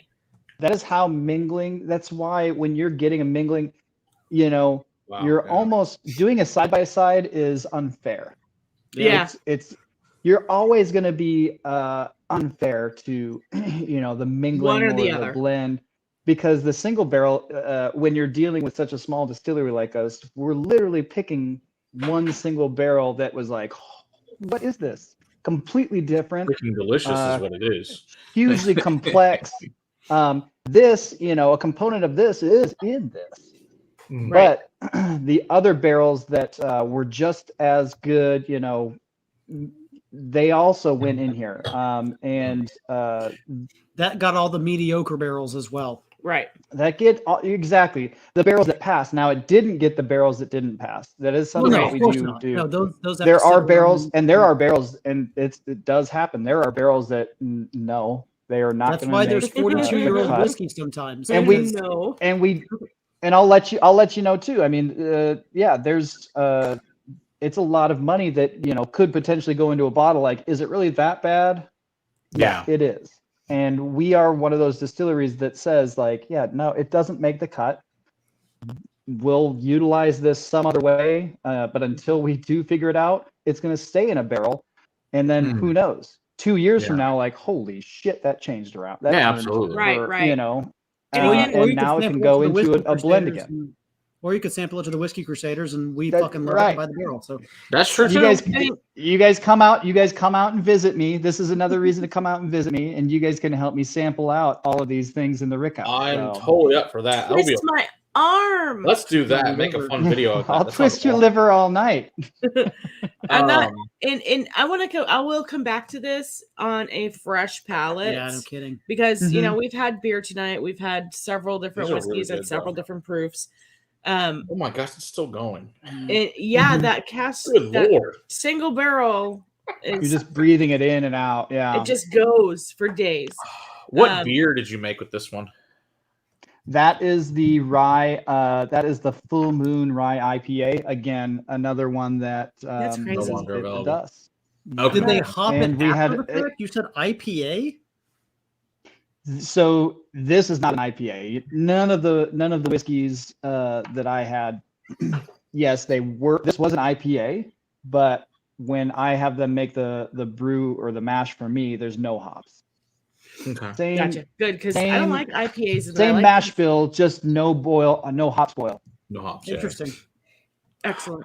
Very, very cool. That's a really good. I like that really because good. we've had some that are beyond hoppy, Yeah. that are Yeah. whiskeys that are finished in beer barrels or something like Yeah. or that. something like that. Then they're so hoppy, and it's Mm. no. I'm not a fan. And No.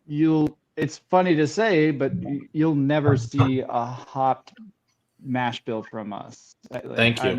I'm It'll okay never with that. happen. I'm Yeah. very fine with that. So just okay with that. remember, yes, they're all made from beers, but Right. all whiskeys start from beer. Right. Just no hops. And so that's the Yeah. only thing I have them change. No hops, please. Right. And I mean, to the point of Never I even- enjoy your beer because at least these two beers here, because there's no hoppy flavor, Mhm. no aftertaste that I bitter. have other beers from them I can give you too. They're really good. We are have they hoppy? several. Yes. We everything do I've have had some. from you, I really like. We have some hoppy. We also we do have some lagers.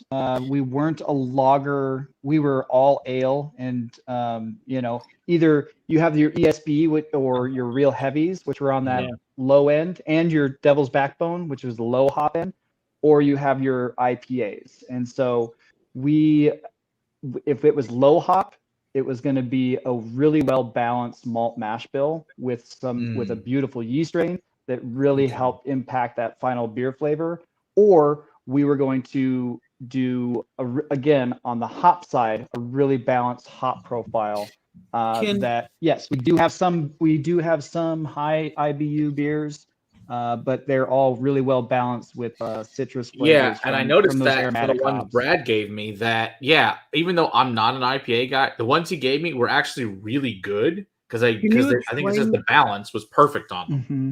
Can you explain again to our viewers and to me as well, because it's been a little while since I've went over it. I remember that ale and that the yeast either goes to the bottom or stays on the top. Is that correct for the two different styles of beer? So a lager yeast, the big main factor is the temperature. Okay. It's the attenuation temperatures. Lagers need a much lower attenuation, and ale yeasts are going to need a little bit higher. They don't need to be down to that 55-degree level. So that lager yeast is going to create a little bit more crisp flavor, lighter texture, lighter flavor, and you're going to create flavor with aromatic hops, noble hops. So your pilsners, your light beers, Helles,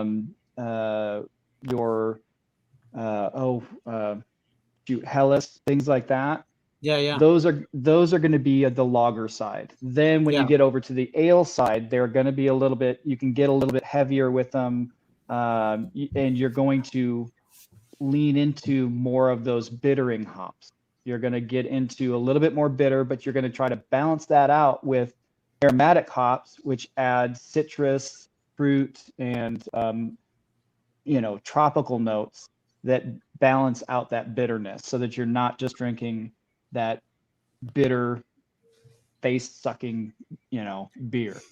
Can you really tell the difference when you're distilling a ale versus a Lager? A lager?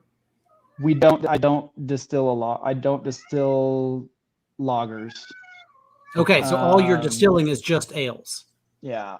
So I can tell the difference. Yeah, there's a pretty specific difference on lager yeast versus ale yeast when it comes to distillation. Yeah. And those ale yeasts, you have several varieties, but they have such an impact. Whereas your lager yeasts are kind of one-dimensional. They're always going to kind of be that same. Interesting. Ale yeast, you're going to get a few more, you have more variety to choose from when you're dealing with ale yeasts and things Okay. like that. So Yeah. and then Belgian yeast is a totally other dimension, and it is a beast in and of its own. That's where you're getting, again, those banana and clove that you don't really get in either one of those. The Trappist yeast and Belgian yeast strains are very unique and on their own. So I really like to play with different yeast styles and variations to help promote those flavors. But you're of those not malts distilling and lagers also at come all. through. No. Wow. See, we need to go down there so we can learn about yeast alone. Apparently, That's what I'm saying, Matt. Like Right? we could have just a day of yeast class, I think. we need to go down there, yeah, and just learn all about beers and yeasts and stuff, and then all about your awesome distilled products here. Well, we really pride ourselves on our yeast as brewers usually do, but it's Right. I guess it's strange for a distiller to It's not. when I was working at High West, we experimented with several different yeast strains, and Four we Roses. honed in Yeah. on right. Four Roses does right. Not Yeah, a lot of they're very, distilleries. very specific about their yeast. And not a Yeah. lot of distillers really practice this, but if No. you do a Right. side by side on white whiskey of three Mhm. different styles, you get three different beers as Sure. a white whiskey. Mhm. Now that does translate over after the maturation process, and makes so I still pride myself on, again, you get out what you put in. It may be nuanced, but the people that we are speaking to and tasting our whiskeys, and they are skilled and they do catch those nuances. So why not start with some of the best Absolutely. and some of the most unique yeast strains. It's one of the components of flavor. Totally agree. All right. Let's move on. You want to move on to the gin? So we got gin, And and then we Totem. have one more after that. Yeah, Totem. Yeah. So find gin, gin will be a good segue over to Totem. And now that we've done with the brown spirits, it's It's true. Gin will, if we started with gin, it will wreck your palate. It will totally change. Nah. Not, I'm saying wreck your palate in a good way. It's gonna, but like tasting other things, it's gonna stick with you because our gin is made from white whiskey. So because it's made from white whiskey, that's why I say it's gonna wreck your palate, is because it's made from white whiskey, heavy oils, all those oils from the botanicals, all those oils from the grain, those last on your palate much longer than any other gin that you'll ever taste. Typically, gins are made from vodka, and when you're tasting them, you taste what's on your palate while it's wet on your palate. You drink it back, all those flavors are gone. Well, when you make a gin from a white whiskey, all of those oils really kind of hang just like the whiskey does. You're breathing in and out and you're oxidizing your palate, and it's just hanging and allowing all those flavors to kind of change for you. So I just got to reiterate this. For my Canadian friends, don't base your Texas whiskey on Garrison Brothers. Yeah. Don't. I know you're limited to what you can get up there, but don't. Please. I won't say anything, but that's right. You probably try the other Texas whiskeys. We can. Being one of the I will. They have their place. Exactly. They have their place, and that's a different place. Don't base your Texas whiskey experience on. Oh. All Texas whiskeys are very different. I don't think that a lot, especially like regionally, even though you guys, there's the three of you guys in Blanco, they're all taste totally different. But that's what's great. That's what's great about Texas is that what I love about Texas whiskey and the diversity of it is what I love about it. We're all in one place, but we're all making different things, right? Totally different. Blanco has 3 different distilleries, all making 3 different styles of whiskeys that reflect our vision of what we would like to see. How far? You go more north, and you have so many different flavors. Everybody's different. How far are you from the other 2 distilleries over there in Blanco? Milam and Green is right across the street from us.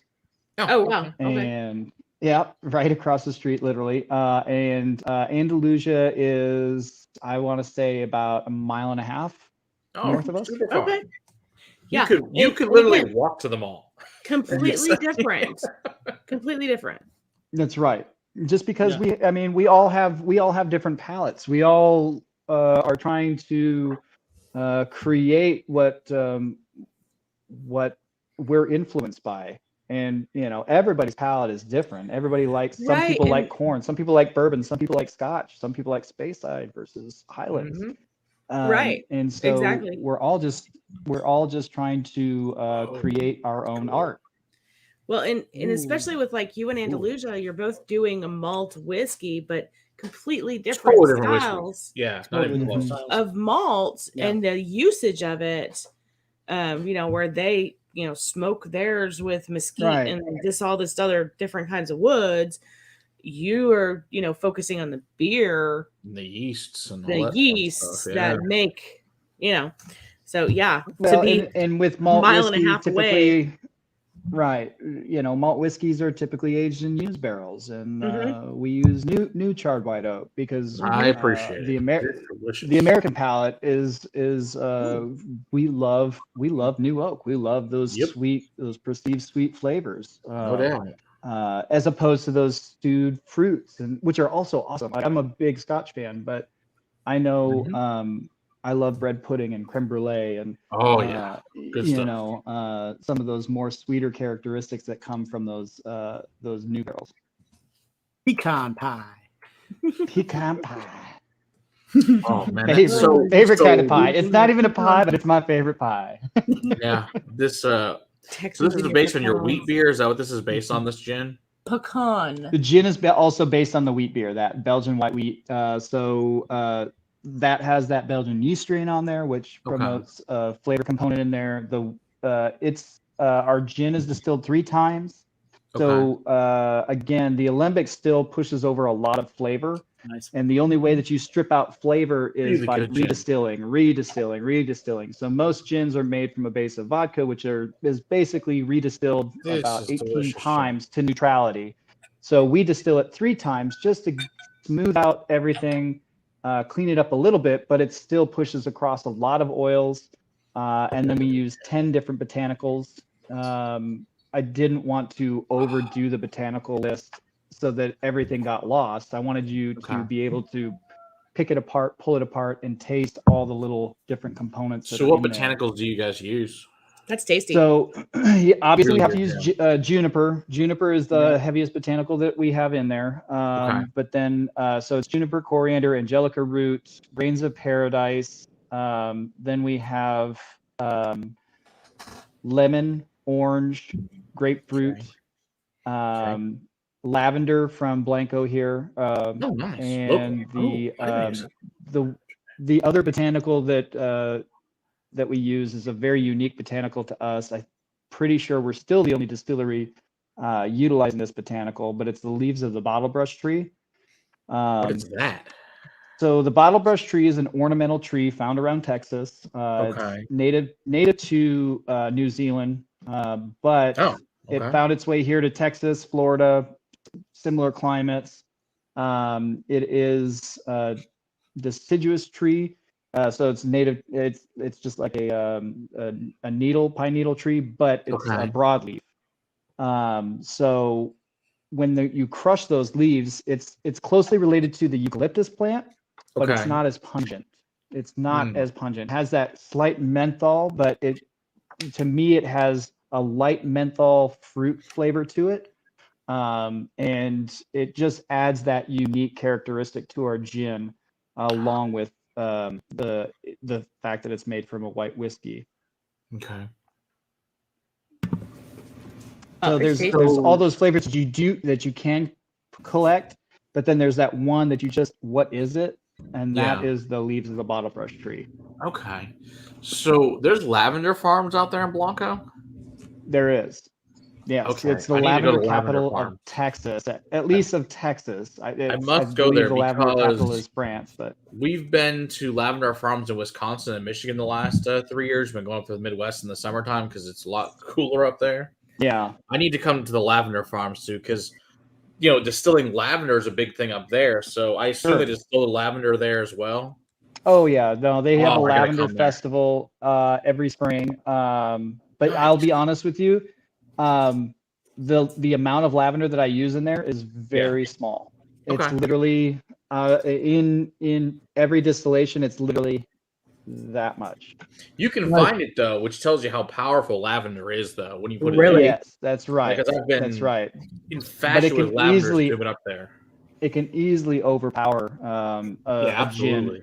especially. And so our gin It's is so going to be good. a little bit more citrus forward. It's what I consider a New World gin.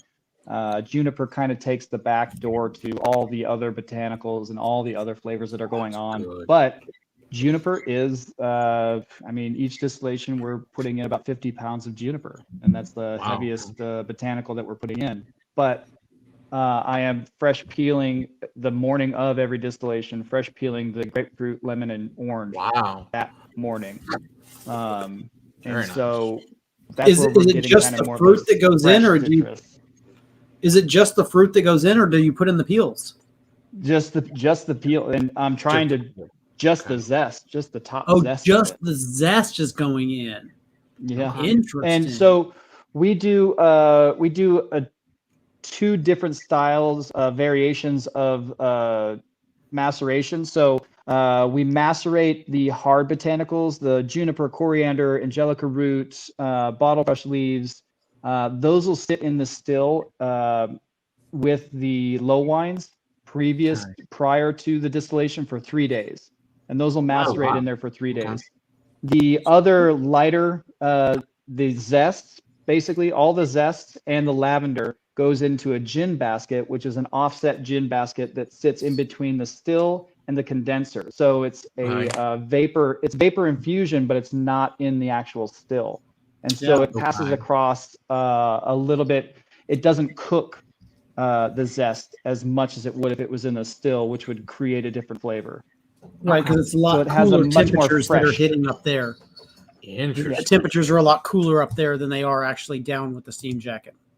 Right, that's right. Oh. Nice. Steph, Matt, have you given this one to Steph? I haven't. She'll like this. I have not given this to her yet. Yeah, I know she likes gin. She loves gin. This is so, beautiful. Mhm. Yeah, she'll like Thank your you. whiskey too because she loves malt. So she's super excited about malt and gin. That's just like her heaven right there. That's her two favorite things. So Sure. she'll love all of this stuff. Yeah. Well, and that's the I thing think is I find that we've been able to turn a lot of non-gin drinkers into gin drinkers This is because really it good speaks gin. to the whiskey person as well as a gin drinker. But we get a lot of to the point where we need to start making T-shirts like I don't drink gin.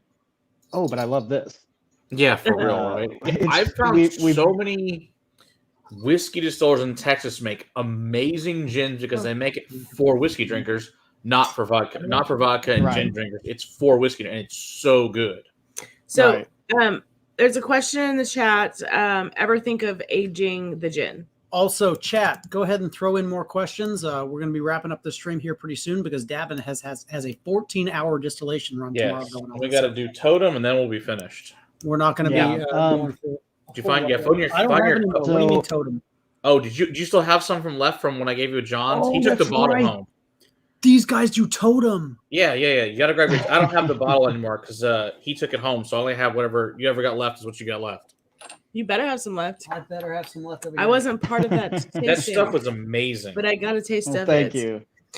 So, I had no idea what to expect because we never had it prior to John let us borrow the bottle, which I guess from a couple of years ago, when you guys made it for the first time, and so he's like, pick it up from Renita. So I picked it up, and we did the review, like a couple weeks ago. I was like, holy crap, stuff's amazing. So I'm very excited to talk about the Totem here. So if you want to, while we get that poured, we'll talk about Totem.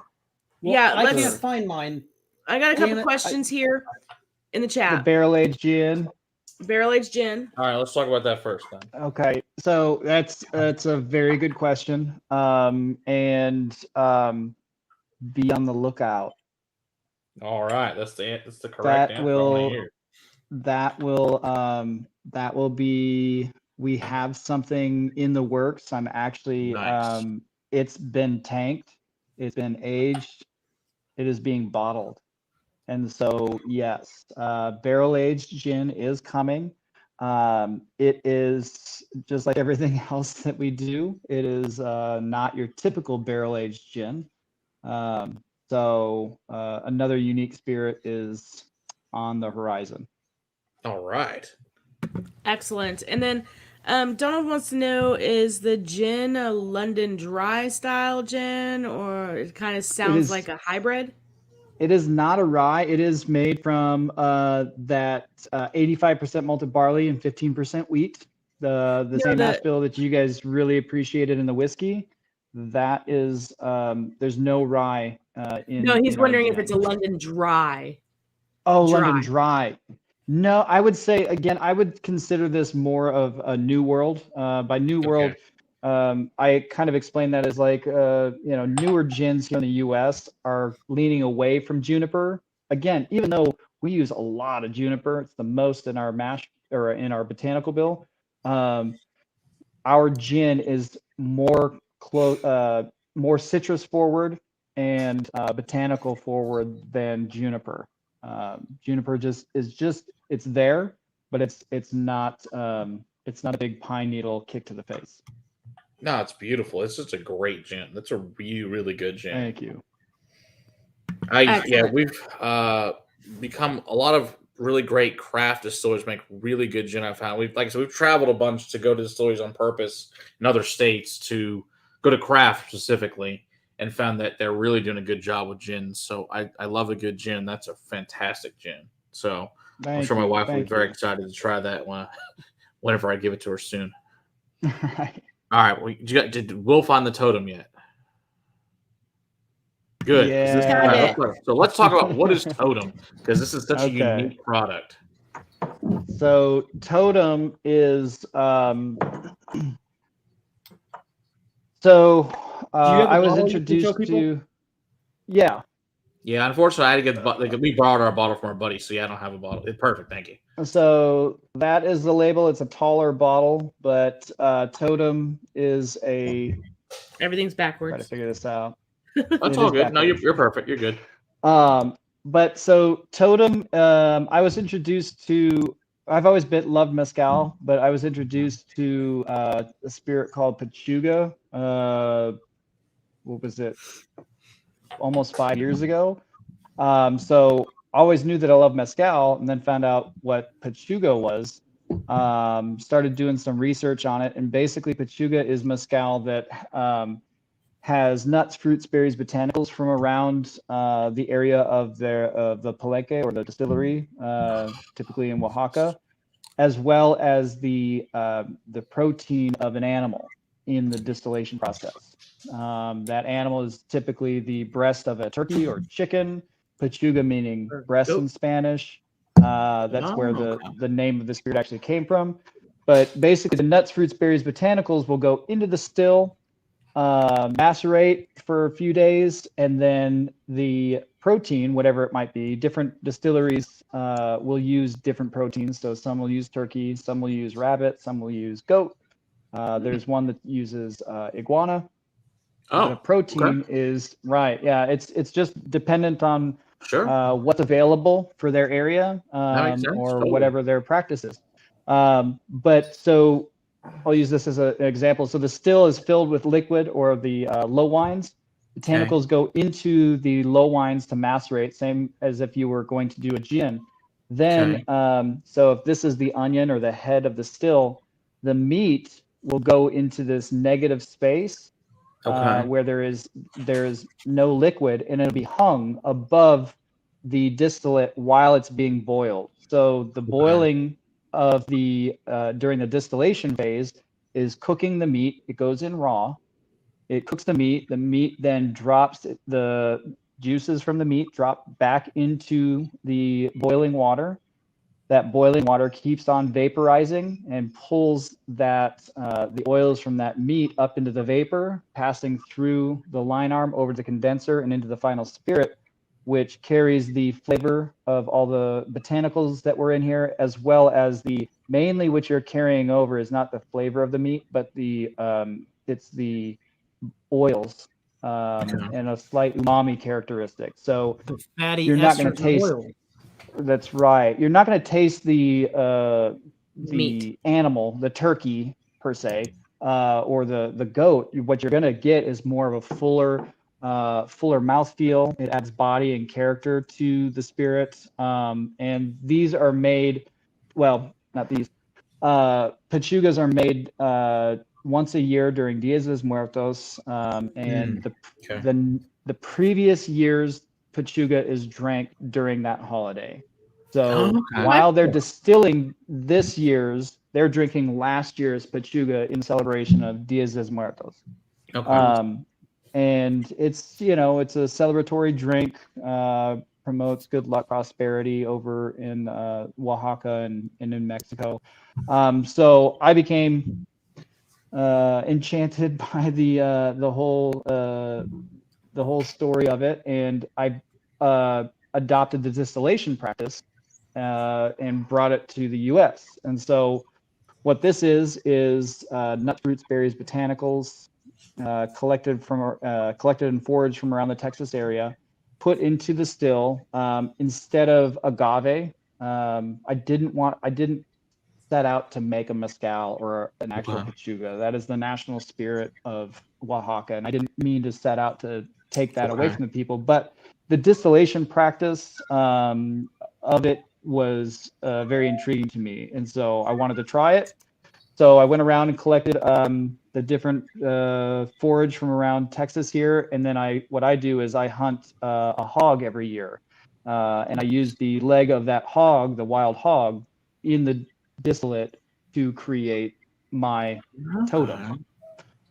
And so I do make this also once a year, around the same time, about hunting season. And this is something I wanted to create a ritual around as well. And basically, this is a spirit for any outdoors activity, to bring you to drink before or after in celebratory, but to drink for good luck and prosperity in your adventure.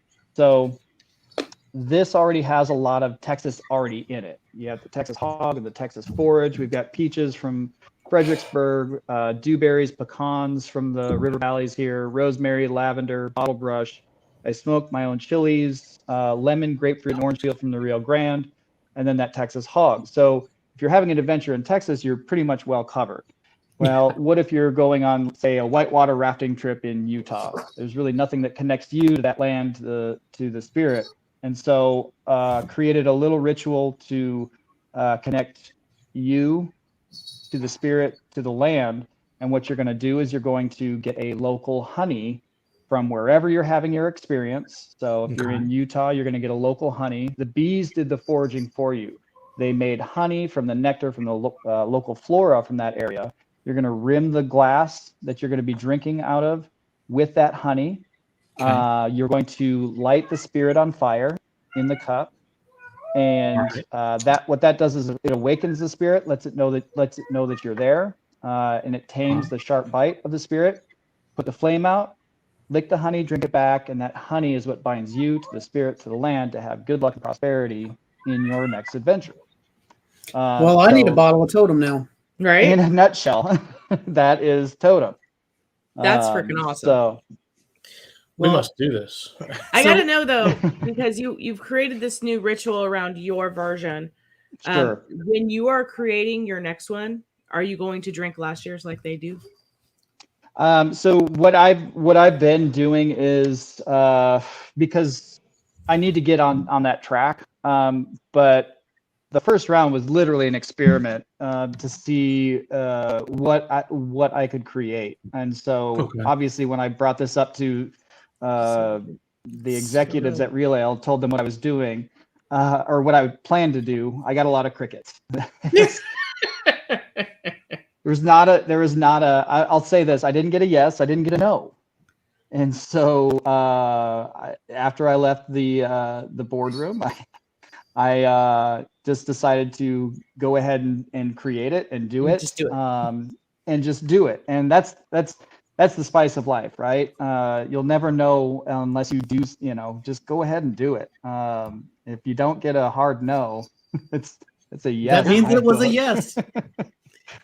So Well, and what's the saying? You do it now and ask for forgiveness later. Rather than ask Right, for permission. right. Yeah. right.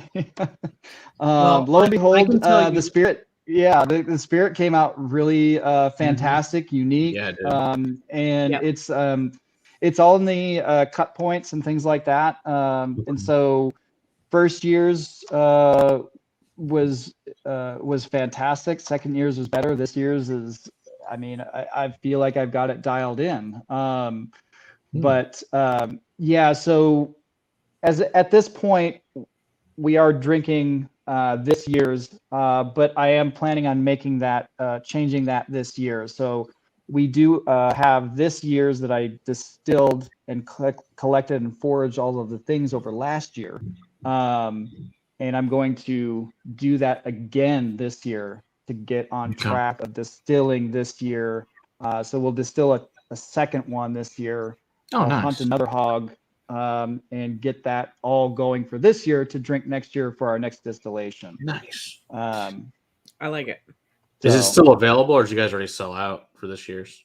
We still have bottles available. Yeah, we only 300 bottles are made every year. It's a very small distillation. And it's obviously distillery only. And it's distillery only. have you put any of that in barrels to see No, what a barrel impact would do? It's a very small amount, and so I really want to find the right barrel is the thing. So just like our gin, fair. I did not, and I was very skeptical about putting gin into a barrel, and you guys will see what barrel I just did decide. And Awesome. it's not a barrel that you have seen a gin aged in. But there's good reasons for choosing these specific barrels, and if and when that does happen, that's pretty much what I'm going to be looking for, is something that complements it, not just for its uniqueness, but also just it's a unique spirit in general. Like I've never tasted anything like it, you know. No, me neither. And so I need it's I don't want to just jump into it's going to go into a French oak barrel. You know, I need to really figure out what is going to set this off right. And so, yeah. I didn't have the mezcal that was going around at Psalm 2. That was the goat leg mezcal. The shit was good. So That's good. a Pechuga. Yeah. That's a Yeah. Pechuga, What's the what's the comparison? Well, It's not mezcal, so it's completely different grain. But what I can tell you is that what I feel like that meat, what that protein adds, is it's so good. What you get in Scotch when you get an 18-plus-year-old Scotch, when you have that oily, rich, viscous depth of age. Somehow that's in this clear spirit. And that's what I don't get. That's what I don't understand. And that's what was in that boozle too. That mezcal that we had that had a goat. I just call it goat leg mezcal. Goat leg mezcal. There's a depth of age to it without it being aged. It feels like this is 18, 22 years old. It's crazy oily. It feels like it's that oily, viscous, just crazy old Scotch without it being a Scotch or being incredibly old. And see, I'm watching him right now. He's got his local honey. Yep. Yeah. So yeah, I gotta see this. I'm gonna show you guys. So sweet. I'm excited. I will say, so every year it's the same spirit. I get asked, are you ever gonna change the meat? Or you get at this point we're gonna stick to this is the spirit. This is so good. In a way, this is a reflection of myself in a bottle. So I'm not sure if you guys know this or not.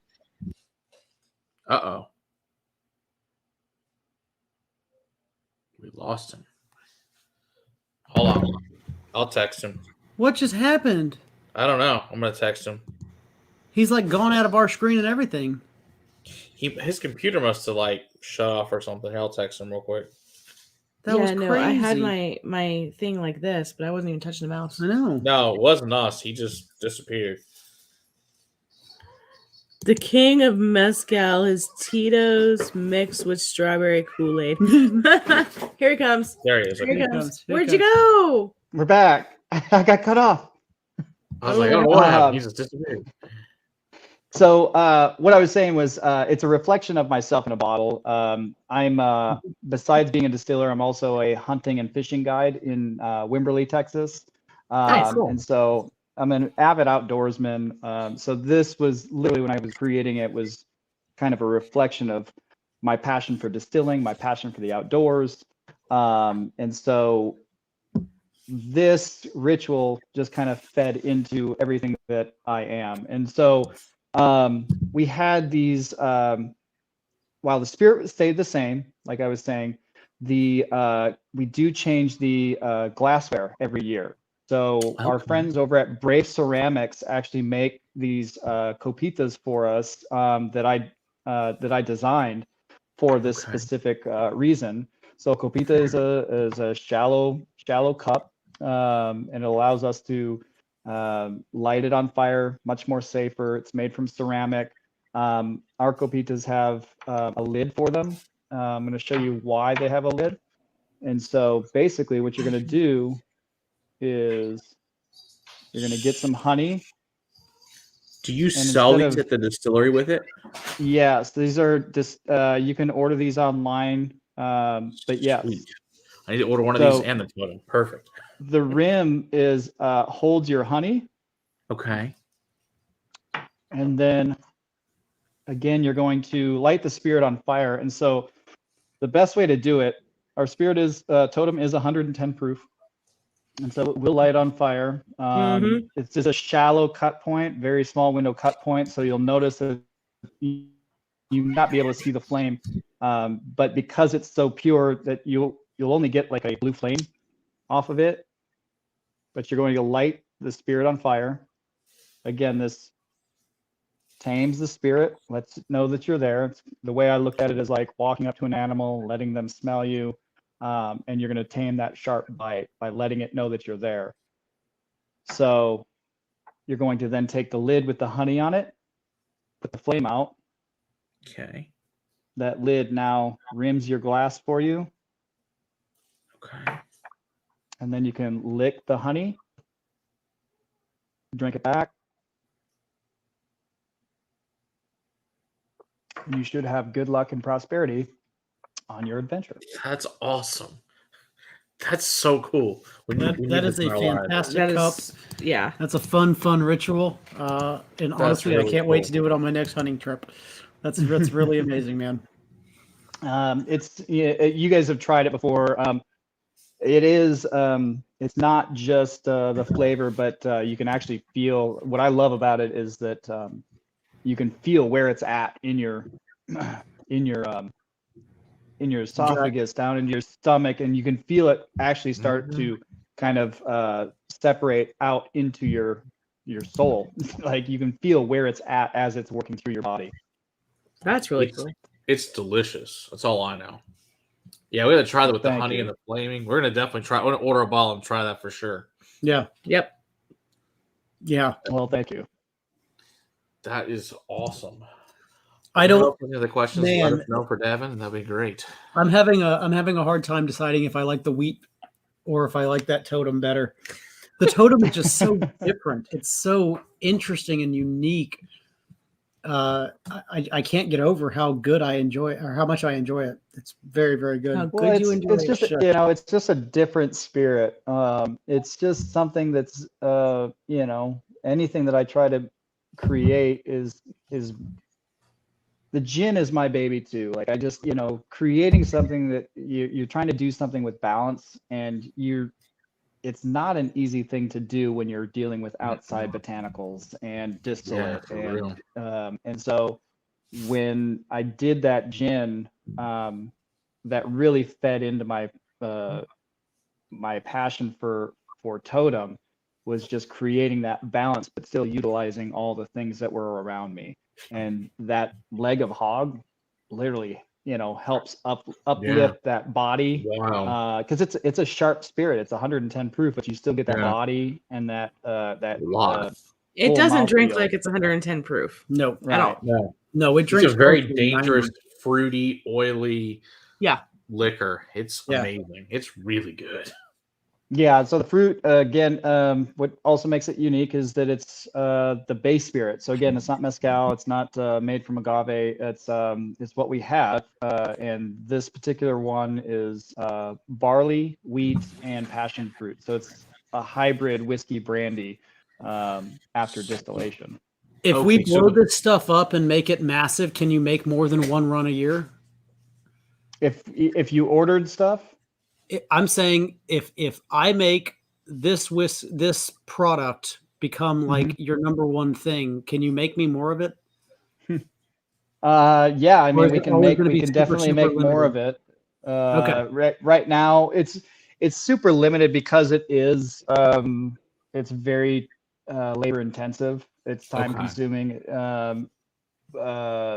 I go and forage a lot of the different botanicals. The gin Yeah. was supposed to be. I wanted the gin to be fully foraged, and that just turned out to be a nightmare because of logistics and time, and it wasn't going to be a reality if we wanted to keep this a product that was going to be mainstream. It was just unrealistic, and so we settled on one botanical, which was the leaves of the bottlebrush tree, to create that uniqueness of that spirit. So I still had that dream of creating something that was foraged, where I collected everything, and that's where Totem came in. So that's why it's 300 bottles, is because it takes me a year to collect all the things. Wow. To get all I'll help the you things. collect things. I'm up here in DFW. I'll get the stuff up here north, okay? So the passion fruit, where does that come from? So the passion fruit, I'll be honest, that was fruit that they used in a passion fruit wheat beer, and when they said, "Oh, we have some drums of this left over," originally I was like, "No, it doesn't really fit." But passion fruit, and this is already such an odd spirit. I was like, you know what? Let's do it, because again, this is a reflection of my passions, and so the fruit's name kind of fit into it, and we have drums of it, and I've never tasted a spirit that was a hybrid of a brandy / whiskey. Nope. And so I was like, let's do it. So I do see, I'll be honest with you, I do see a change in this mash bill and becoming more Texan, in the sense that I would like to see the malted barley and wheat come from a Texas farm, as well as the fruit. And so that may be something, and that will be something that will be changed. Okay, that's cool. So I'm gonna grab this super chat from Swami too. It says the king of mezcal is Tito's mixed with strawberry Kool-Aid. Well, thanks, Swami. We appreciate that. Thanks Cheers, very much. Swami. All right. Probably true. Matt, what do we got coming out? We got All right, we have coming out the Chivas Regal Mizunara, and then we also have the Rocktown Chocolate Malt and the Salerno Blood Orange Liqueur this week. So lots of fun stuff. And then next week is Sarah's birthday party.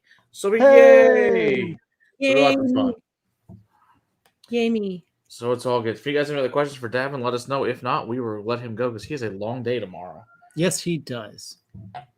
Davin, thank you very, very much. And I would like to kind of end with the beer is actually better at room temperature as it is warming up than it was straight out of my fridge. I am actually enjoying this a heck of a lot more now that it's actually closer to my temperature. That's really nice. You're right. Out of the for a couple hours, It really, again, opens up, oxidizes, and just speaks volumes on that one. Especially the real heavy. That one's better than that one. The real heavy just got so much better. Yeah. The backbone is better cold. I feel the real heavy, it stands alone at room temperature. It's a great beer. Mm-hmm. Agreed. Very Absolutely. well. Very much so. Thank you so much. Yeah, Davin, this has problem. been very, Thank you guys very for having us out. fantastic. All the information, being here, sharing with us. I look forward to us being able to get down there Please let me know. Oh yeah, let me know.